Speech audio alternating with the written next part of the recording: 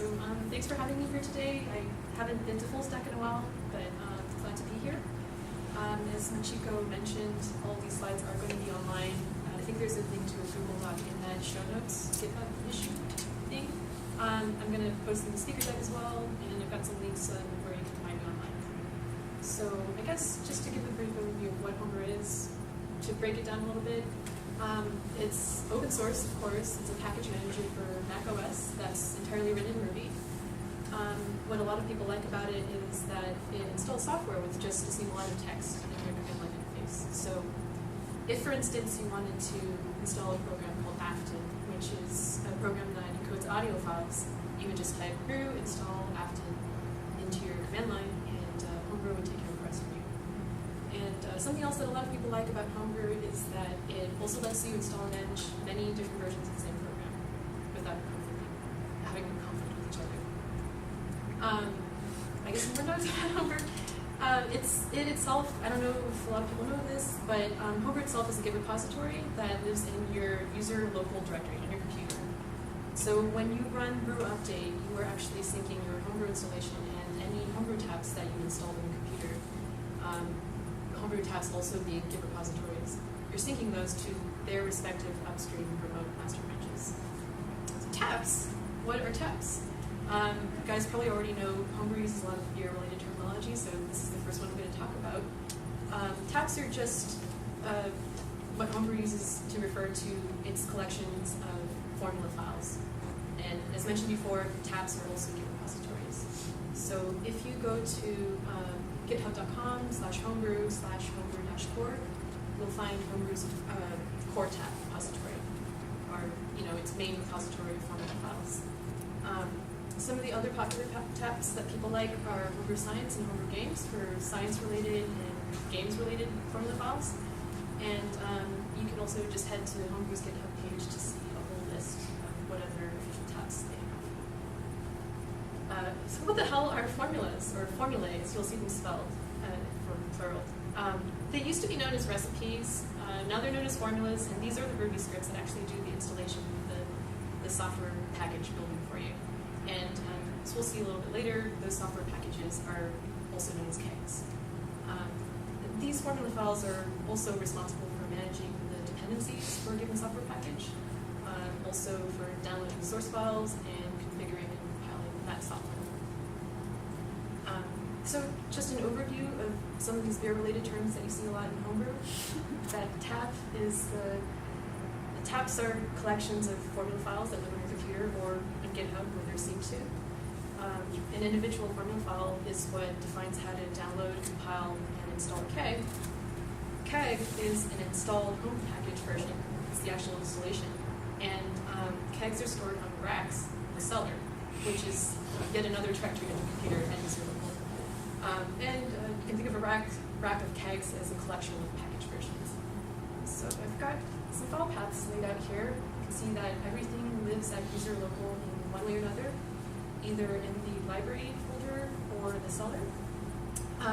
If you go to user local library and maybe list the contents of the Homebrew directory, you'll see that that's where all of the Ruby files and all the code that makes Homebrew tick, that's where that all lives. Tabs also live in the library folder, and tabs on your computer are organized pretty similarly to how they would be on GitHub. So they're organized by username and repo name. In the case of the core tab, that's going to be username of Homebrew and then repo name of Homebrew core. A formula that lives in the core tab is going to be basically at that location, just within the formula folder. And as for the stuff that actually gets installed by Homebrew, that's going to all live in the cellar. If you think of maybe like an example of installing multiple versions of Ruby, 1.8.7, 2.2.4, something like that, Ruby would be considered the rack that lives inside the cellar, and the individual versions, or the folders containing all of the files for those individual versions, are going to be considered the kegs themselves. So why is Homebrew awesome? As mentioned before, people love it because it makes it really easy to install software from your command line. Homebrew's maintainers are all really friendly and welcoming and knowledgeable. They want new contributors. And Homebrew's been around for about 7 years at this point, so at this point they do have a pretty well-defined contribution process. And in case you wanted to distribute your own software, if you've written your own software and have created a formula file for it, you could create your own tab and get all your friends to download your software through Homebrew. So how have I contributed to Homebrew? As Machiko mentioned, I went through an outreach fellowship. Machiko sent me some questions to answer, so I posted a Q&A on my blog at that link. And Homebrew was one of the participating projects with outreach, so I applied for it. For the start of the internship, I made 10 contributions, all having to do with Homebrew's core formula files. So 9 of those contributions were to fix brew audit warnings. And the 10th contribution before the internship started was to add a test to a formula file that didn't have one. Had no idea what I was doing, but as I went along for each package that I worked with, it really helped to actually install it, read the documentation, run some of the commands, play around with it, make things a little bit less abstract that way. And this is what helped me understand what each package actually did, as well as what the formula code was saying. So figuring out how Homebrew works, and this whole process was and has been kind of a discovery, not really a linear path, but kind of a meandering, what will I learn next kind of thing. So in the beginning, with my first fixes having to do with the formula files, some of those fixes involved substituting Ruby's kernel system method call with the equivalent Ruby file utils method, which is a lot more complicated, or it sounds a lot more complicated than it actually is, as you can see, because it just involves taking out system, replacing that with chmod, which is a Ruby file utils method, substituting the u plus x with equivalent digits for that method, and submitting a pull request from there. Other fixes had to do with replacing one mini test assertion with another. And once the internship actually began, I moved my focus to adding tests for various brew commands and integration of unit tests. And in this screenshot, I've got a couple of tests I wrote for brew IRB and brew pulp.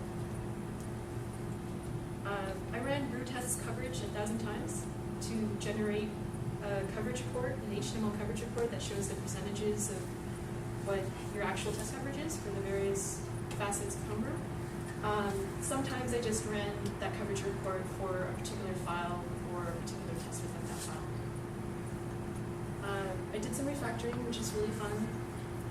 Made some embarrassing mistakes. Like with my first PR, I somehow added some indentation that wasn't there already and some white space. So that was extremely embarrassing, but got over that, thankfully. Laughed and cried and hit some dead ends. I submitted a couple of pull requests that didn't get merged and felt sad, but I'm okay.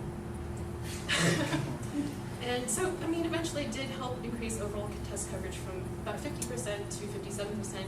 Wish it was more, but I'm pretty proud of that and happy with that. And so, I'm here today to show you guys maybe a few ways to contribute. If you were interested, if you haven't already installed Homebrew, you should do that first. Maybe use Homebrew to install some packages that you're interested in and read its man pages, just figure out what it does. If you go to Homebrew's GitHub repo, you'll see its code of conduct.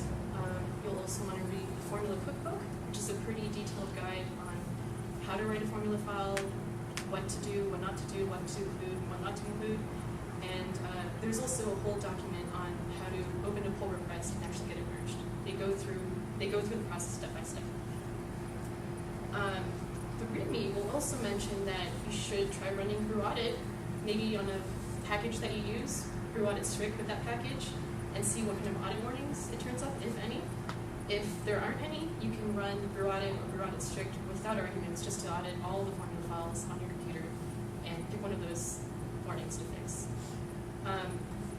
You can also add a test to a formula file that's missing one.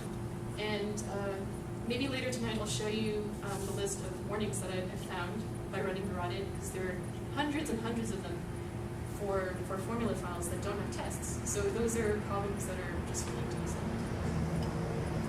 And I also wanted to point out that if you're going through this process, if you're making some contributions or working on some contributions to Homebrew and you're maybe hitting some dead ends and you don't have anything that's 100% working or completely fixed, you still should not hesitate to submit it or at least initiate a discussion with the Homebrew maintainers because they are totally happy to work with new contributors to get them to contribute, get their pull request to 100%.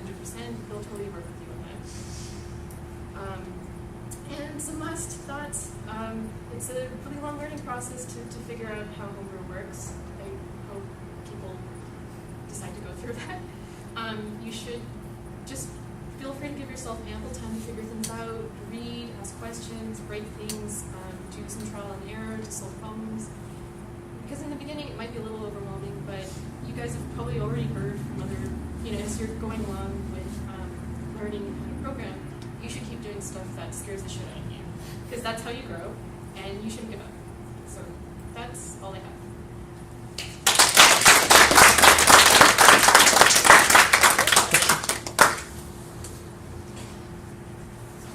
I was going to show that. So I have one question that I heard in the audience already. Where do you work on this? Do you go to the Homebrew office? There's no Homebrew office, unfortunately. Everybody's remote, so it's just me, probably at home, at the library, remote. Yeah. What does remote mean? Working wherever you are, rather than going to an office. What do you do when you have questions? I try to figure them out. I try as hard as I can. If I'm still needing walls, I will post a question in the Slack channel.